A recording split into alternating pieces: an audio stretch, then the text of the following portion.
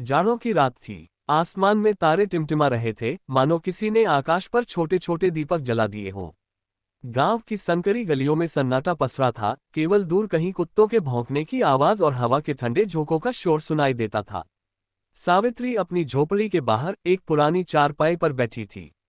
उसके हाथ में एक सुई और धागा था और सामने एक पुराना कपड़ा बिछा हुआ था, जिसे वह बड़े ध्यान से सिल रही थी। ये कपड़ा कोई साधारण कपड़ा नहीं था, यह एक कफन था जो किसी अनजान मृत आत्मा के लिए तैयार हो रहा था। सावित्री की उम्र 45 के आसपास थी, लेकिन उसके चेहरे की झुर्रियां और आंखों की थकान उसे और उम्रदराज दिखाती थी। उसके बाल, जो कभी घने और काले थे, अब पतले होकर सफेदी की चादर ओढ़ चुके थे। फिर भी उसकी आंखों में एक अजीब सी चमक थी, न तो वह आशा थी, न निराशा, बल्कि कुछ ऐसा जो दर्द और दृढ़ता का मिश्रण था। गांव वाले उसे कफन वाली औरत कहते थे। ये नाम सुनकर कोई हंसता, कोई तंज कसता, लेकिन सावित्री के लिए ये नाम एक पहचान बन चुका था। सावित्री, इतनी रात गए जाग रही हो, कोई भूतनी तो नहीं बुला रही? रामू की आवाज ने सावित्री का ध्यान भंग किया।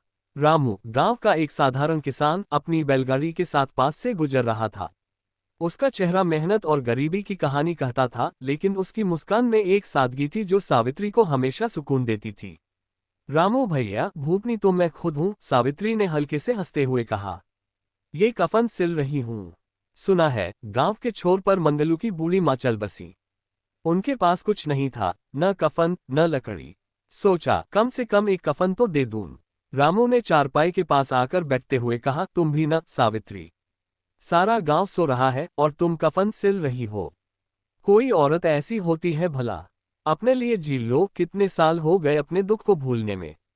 सावित्री ने सुई को कपड़े में चुभोया और चुप रही। रामू की बातें उसके कानों में गूंज रही थीं, लेकिन उसका मन कहीं और था। उस रात में, जब उसने अपने पति रामलाल को खोया था। रामलाल की मृत्यु के बाद सावित्री के पास कुछ भी नहीं बचा था, न घर, न पैसा, न सम्मान। गांव वालों ने उसकी मदद तो की, लेकिन उस मदद के साथ ताने और अपमान भी आए। तब सावित्री ने ठान लिया था कि वह किसी और को उस दर्द से नहीं गुजरने देगी जो उसने सहा था। रामू भैया, जब तक मेरे हाथों में ताकत है मैं ये काम करूंगी, सावित्री ने धीमे स्वर में कहा। जो मर गया उसे तो कुछ नहीं चाहिए, लेकिन जो जिंदा है उन्हें इज्जत चाहिए। एक कफन उस इज्जत का प्रतीक है। रामू ने सिर हिलाया, लेकिन उसका मन भारी था। वह जानता था कि सावित्री की बातों में सच्चाई थी, लेकिन गांव की व्यवस्था ऐसी थी कि गरीब की इज्जत को कोई नहीं पूछता था। पंडित जी और जमींदार साहब जैसे लोग गांव की सारी सत्ता अपने हाथों में रखते थे। गरीब की मृत्यु उनके लिए बस एक और मौका था, कुछ पैसे ऐंठने का। सावित्री, तुम्हारी बात ठीक है, लेकिन पंडित जी को ये सब अच्छा नहीं लगेगा। सुना है, वह मंगलू की मां के अंतिम संस्कार के लिए पहले ही 10 रुपये मांग चुके हैं। कह रहे हैं, बिना दान दक्षिणा के आत्मा को मुक्ति नहीं मिलेगी। रामू ने गुस्से में कहा। सावित्री के हाथ रुक गए। उसकी आंखों में एक चिंगारी सी जली। पंडित जी की आत्मा को मुक्ति की जरूरत है रामू भैया। जो गरीब की लाश पर भी मुनाफा कमाते हैं, उनकी आत्मा पहले ही मर चुकी है। रामू हंस पड़ा। तुम तो सचमुच भूतनी हो सावित्री। पंडित जी से भिड़ने की हिम्मत तुम में ही है। सावित्री ने फिर से सुई चलानी शुरू की। उसका मन अब मंगलू की मां की लाश के बारे में सोच रहा था।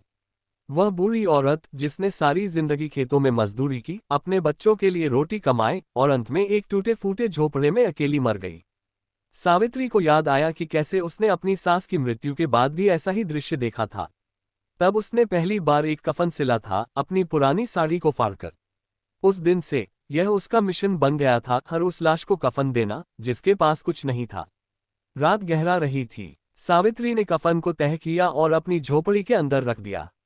वह जानती थी कि सुबह उसे गांव के छोर तक जाना होगा, मंगलू के घर, जहां शायद कोई और नहीं होगा जो उस बूढ़ी मां की अंतिम यात्रा को सम्मान दे सके।